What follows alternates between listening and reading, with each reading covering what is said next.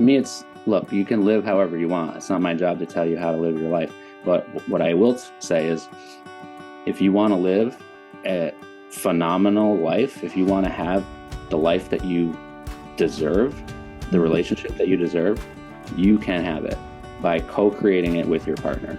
The patriarchy and the gender binary has created this situation for men, through their socialization that has effectively like muted them in a way. Like they don't, and obviously generalizing, but I feel like they're just not confident to be human, to be like emotional and to get in touch with who they are truly deep down. And so we're living these abbreviated lives where we do, believe that our wife nags us, and we do believe we can't be a great caregiver, or all the negative stuff that you hear.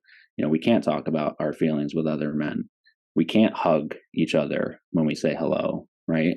It's just the whole thing is crazy to me. I believe that men are operating in their relationships from a place of fear and insecurity and defensiveness, putting up a wall to protect themselves, I guess I would say. And what's the irony is that they're actually hurting themselves, right? Because they have these walls built that they think they're safe behind. I think that's like the deep rooted issue, is that our initial reaction at home is to put up a wall and defend our character, because we're taking, whatever is said personally, and it's as if it's an attack on our character, like who we are as men, who we are as husbands, instead of really the perspective that I'm in a partnership trying to do better for my partner. The mindset of waking up and saying, what can I do today to support my partner best? What does my partner need from me today? Some days that might be, nothing. That might be, I need space, right? And other days it might be, no, you have to get the laundry folded. You got to get the dinner cooked, whatever it is. Like you got to get this done. And the idea to own it. As an adult, you're asking another adult to tell you what to do. It happens all the time. And it's just, when you really peel back that layer, it's like, it's sad. It doesn't make sense. Like, you are a grown adult. It's your house. You can not only see what's happening, but you should be wanting to know how to do. If you don't know how to do something, you should want to know how to do it, or how to do it better. Or, hey, you've been doing this for the last 10 years of our marriage, but I know I can do that too. And I want to take that from you. Realize, for me personally, I've been married 9, and I don't think I realized all of what I know today till like year 7. I mean, and I'm not embarrassed by that.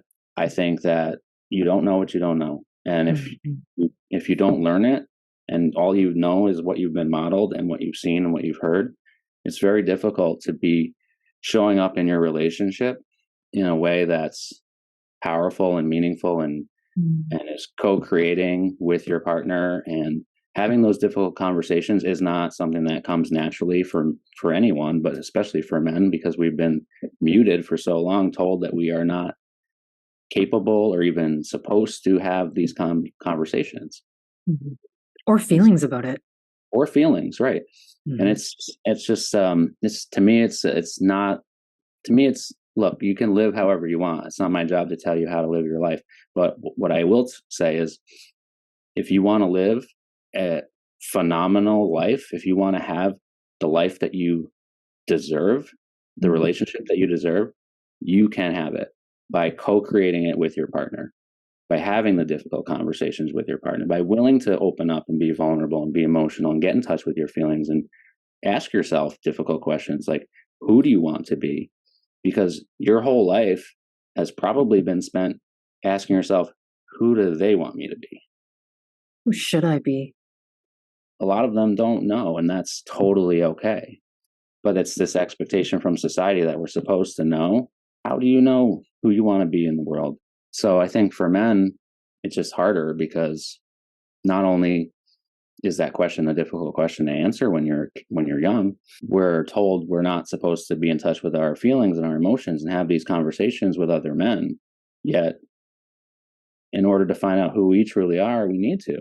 Mhm. I think men are hungry for for more of Oh, this, and I yeah. just think not willing to admit it. And I think I hear a lot of people on LinkedIn and a lot of people in the corporate space talk about giving yourself permission, to take time for yourself or to take space. A lot of time that is geared more of as a lesson for women to learn.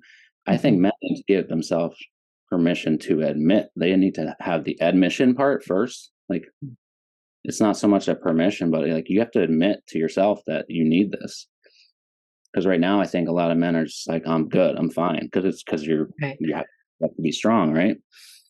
Yeah.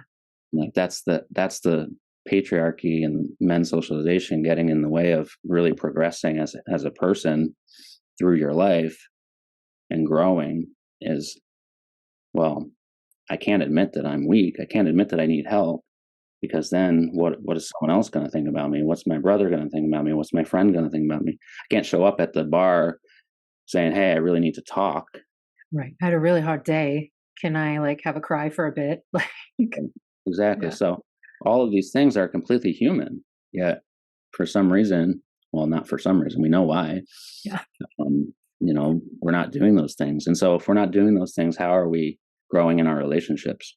How do we know who we even are? If someone was stuck in defensiveness around whatever it is, just like that body feeling of defensiveness, and they were sitting right in front of you, what would you say to them?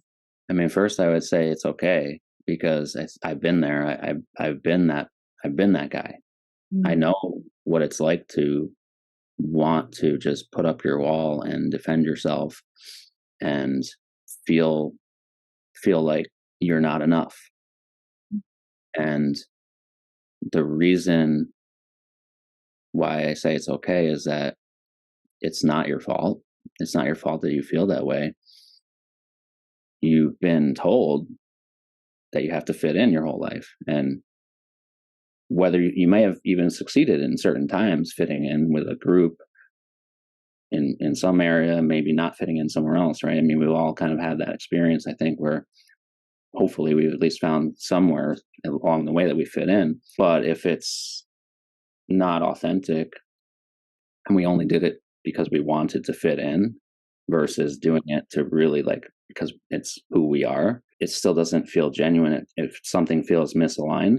So in a relationship, if you're putting up a wall and you're feeling that defensiveness, I would say it's okay that you're there today, but we need to move, past this. We need to figure out how you can have the confidence to show up because we all want amazing relationships. We get coupled up. If we're interested in that, if we want to have a partner, we don't go into it thinking, I hope this fails, right? I mean, I don't I don't want this to be great, right? You think like this is, especially in the beginning, right? It's a honeymoon phase. Everyone says, this is amazing. I hope this lasts forever. And then it often doesn't. And the reason why is because we get into our old patterns, our old loops, our brain says, we can't do this, we can't behave this way. And we don't check in with ourselves enough. So I Mm. would say the first thing is to check in with yourself and really ask yourself hard questions about what you want. And if you don't know your partner, and maybe you knew your partner once and you haven't asked that question, what do they want?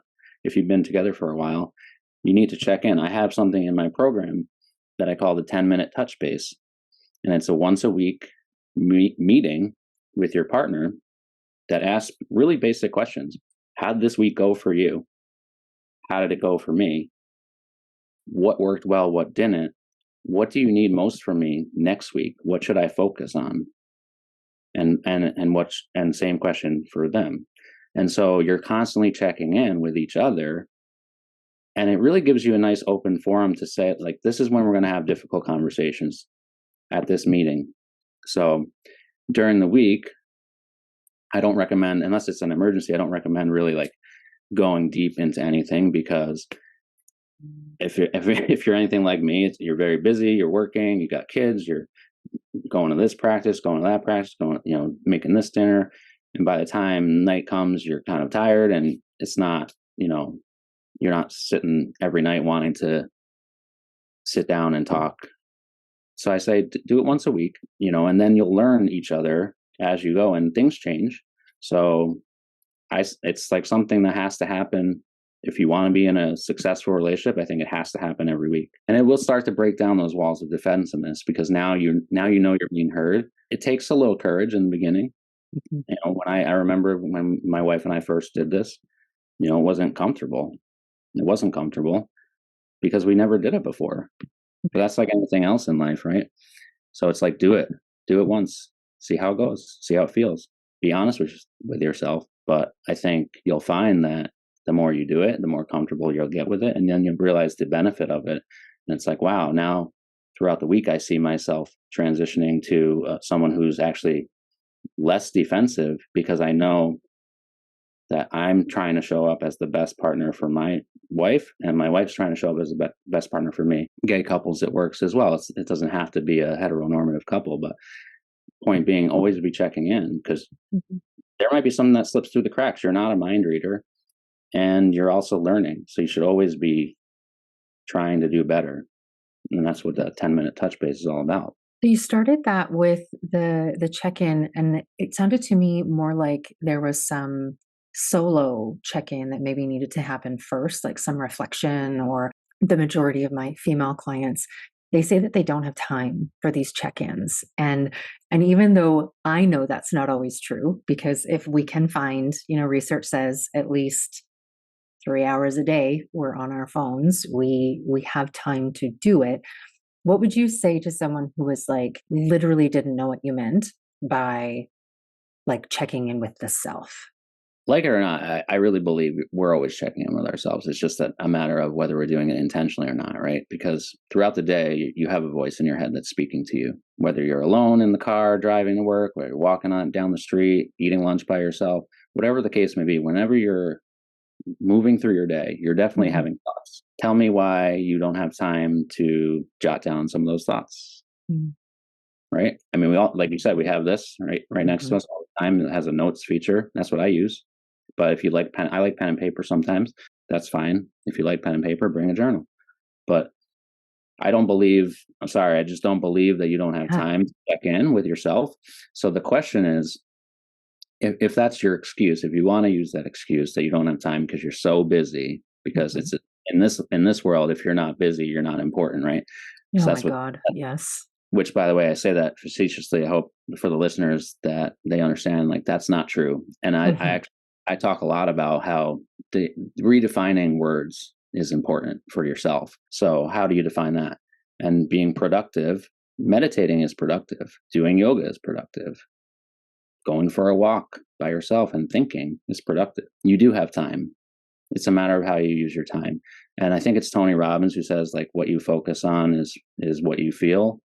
So, if you want to improve your relationship with yourself, you need to just do it. If you want to improve your relationship with your partner, you need to just focus on it. If you're choosing not to spend that time to touch base each week, then that's your answer. Then I guess maybe it's not what you want. Now you can, like, a little trick, I call it the daily jam, which is what I use. And jam stands for journaling, affirmations, and meditation. And you only need about 10 minutes for each of those things. For me, and what I would recommend is starting a routine that incorporates at least one of those things. So journaling, 10 minutes of journaling when you first wake up. Wake up a little earlier than your kids wake up if you have kids. Or, wake up a little earlier than you need to get ready for work. Sit down, pen and paper on your notes app, and jot down what you're feeling. Jot down what your goals are for the day. Jot down how you want to show up in the day. Affirmations, I think, are important because our minds love to tell us what's wrong about us. All the time.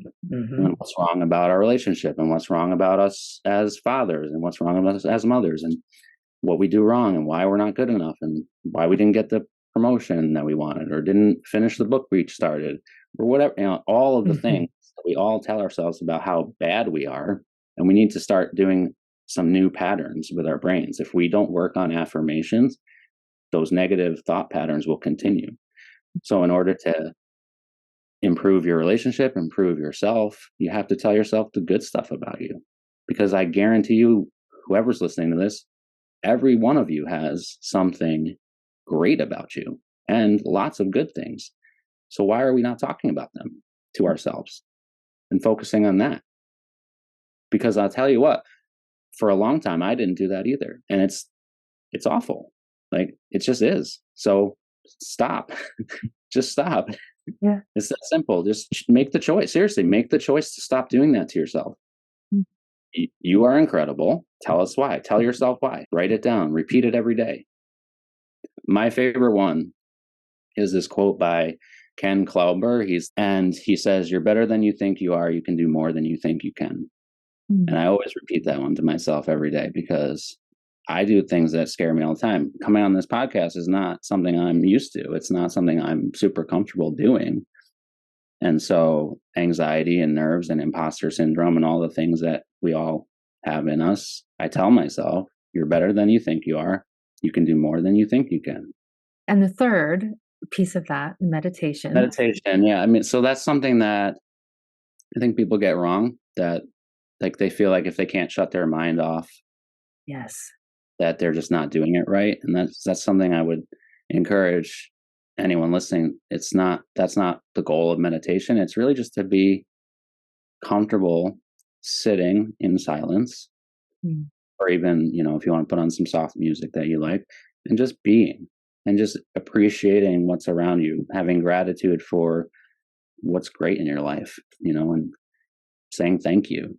Gratitude, I think, is such an important practice that we often skip over as well.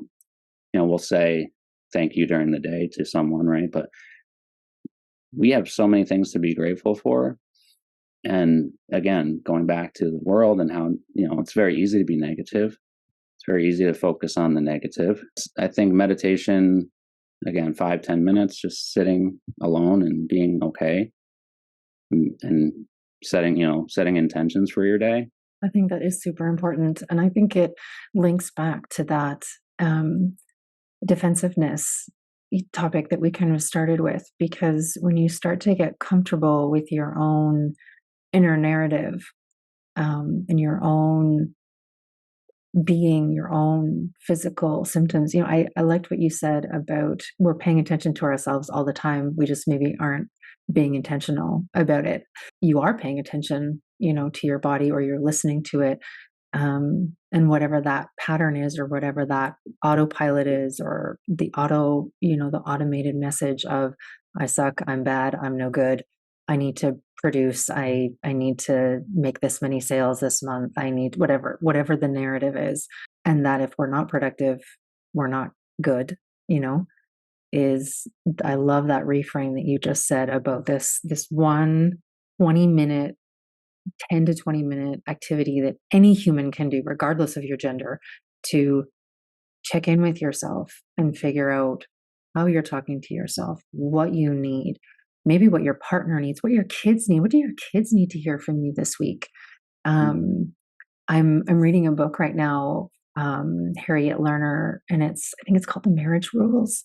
And they're like really like 3 pages in each little category that she's got. And one of them is the 5-to-1 rule. And so 5 positive things for every 1 negative thing that might come out of your mouth towards your partner.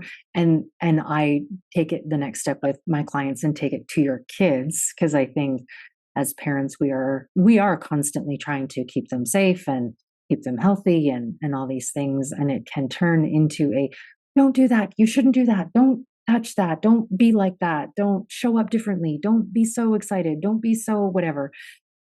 The process that you just walked everybody through of journaling, affirmations, meditation is bringing light to all of the ways that we naturally talk to ourselves. And if it's hard, if someone's listening right now, and as the primary parent or the partner, or whatever gender you are listening right now, and you think, 1, I don't have 10 minutes, 2, I would have nothing positive to say, and 3, there's no way that I could sit in silence or quiet with my own self for more than 30 seconds, that that right there is your body and your mind saying to you that you might need more outside support.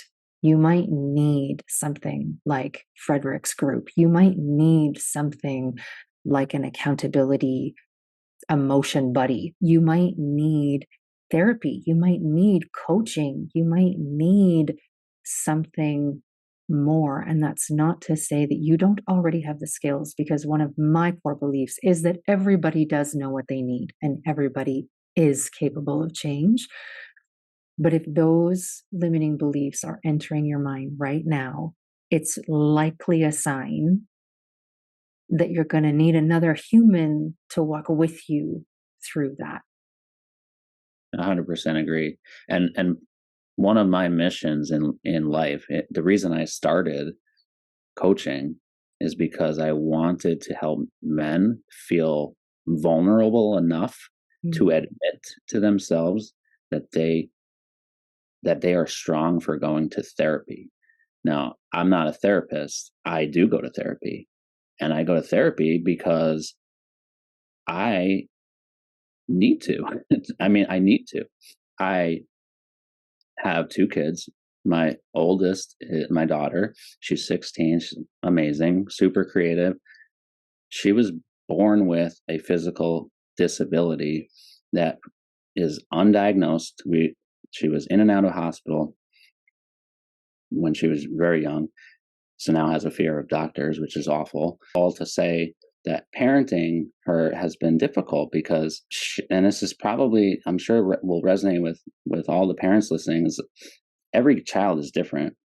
And as a dad, all I ever wanted to be is an amazing dad. And for a long time, I felt like I was failing. And so going back to like the limiting beliefs and what we tell ourselves, all the negative things, for a long time, I was telling myself that I wasn't a great dad.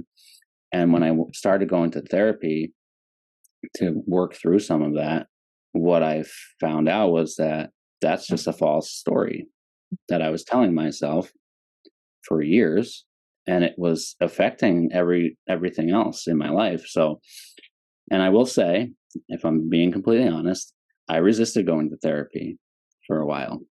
My wife had told me to go probably at least a year, maybe even more than that, before I actually went. So for all the men listening, especially, but anyone really, if you haven't gone and you are thinking about it or scared about it or feel like you don't need it, I would suggest trying it. It's not necessarily for everybody, and not my experience isn't going to be everyone's experience, but I found that it's been hugely impactful to just breaking down some of my own limiting beliefs that I used to have, and certainly I'm not a perfect human, so I still have some, and I'm being able to talk to somebody outside of my circle who doesn't necessarily like have any vested interest in the sense of like wanting me to do a certain thing. It's just listening and then responding and having that professional experience, hear it from another man, because I think men especially have this idea that asking for help is weak. And it's completely just a false belief that we tell ourselves. Asking for help is strength. Nobody can walk through this life alone. We always need help from someone. And it's one of the first things that we learn and that we have to do out of the womb is we have to cry to get our needs met, because there's no other way that we're going to get our needs met unless we make noise. And so, like, literally the first thing that babies do is cry to be held, to be fed, to be warm, to be close to other humans. I actually think it's an instinct. It's not even something that we learn. It's an instinct for survival to. And then we shut it down. And then we shut it down. It's like, oh no, don't do that. Yeah. And it gets kind of like beaten out of us a little bit by hurt and pain and grief. And we learn to be quieter. We learn to hide away, or we learn to escape. We learn to, and this, that I harp a lot on the phone thing, but I mean, we've had other devices, other things for years. It's not just this, but there's a different perspective, I think, with escaping with your phone because we think it's entertainment or it's almost, I don't want to use the word celebrated, but it's accepted maybe. And I think there can be, if someone chooses, there can be so many more joyous gratitude, reflective moments brought on with just swapping 20 minutes of something that you're already doing with something new, like a check-in on a weeknight with a partner, or a daily check-in with yourself, or a 15-minute eye contact with your kids, letting them just say what they need to say to you without reacting. I think there's a lot of ways that we can be creative and find time to connect with the people that we love and to really be honest with ourselves in terms of what we need. And all of that turns our defensiveness around. I agree. I think, we tend to go to the easy, like low hanging fruit of coping with life, and life is difficult for everyone. So my challenge to anyone would be like, do something different, change something positive to something positive.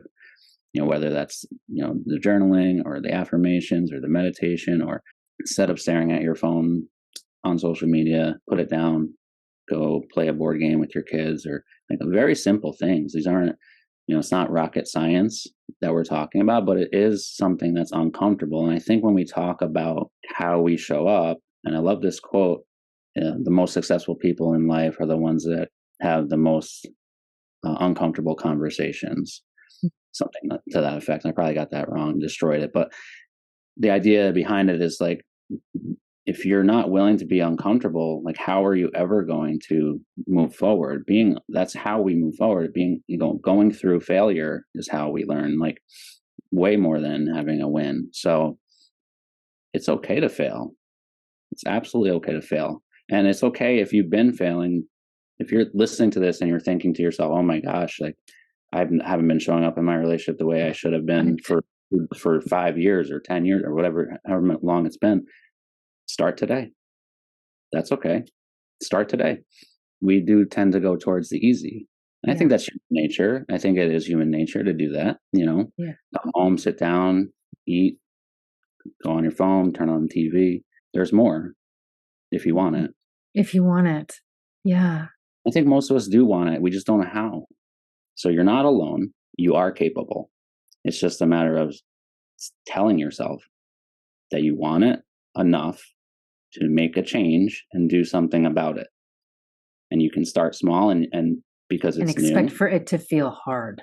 Expect it to be hard. Uncomfortable, stumbly, like sitting in those unknowns can be uncomfortable when you have hard conversations and you're kind of like, okay, well, now we're going to try this new thing this week, but I'm not quite sure. And I'm probably going to mess it up. And I'm not going to say the thing that she needs me to say. And, just my partner and I even had a conversation a couple of weeks ago. And I said, how can I show up for you this week? How can I kind of see and validate and give encouragement for the changes that you're trying to make, the things that you're trying to improve on? And he gave me this line. And then I said, okay. And I told myself, all week I was going to do it. I was going to remember to do it. And then Friday came and I was like, I had to like pony up to it. And I said, I don't think I said that thing to you this week, did I? And then, and then we had to have that conversation about, how to show up for each other again. Right. And the, the way that we ended that conversation was still like, well, you're bringing it up now, right? Like you noticed that you didn't say it. And so, that's okay. And I appreciate that you were looking for moments, to say it in. And it's challenging to show up in relationships, not only the way that you need to, but how they need you to. And how do you know if you're never checking in with each other? How do you know? Again, you can't just make assumptions. You need to ask. You need to have that conversation. And if you're not having it regularly, it's difficult to keep up because life does move fast and people change. So I think it's important to always be checking in. Thank you so much, Frederick, for being here and having this conversation with me today. All of Frederick's links and his Facebook group and all the things are going to be in the show notes. So that's where you can access those things and connect with him. If you know somebody who needs a space to communicate with other men and bring vulnerability and accountability into their lives and into their relationships, you can start with his free Facebook group, and you can find out all the information that you might need to know about Frederick in the links below. Thank you so much for having me on your podcast. It's been a treat.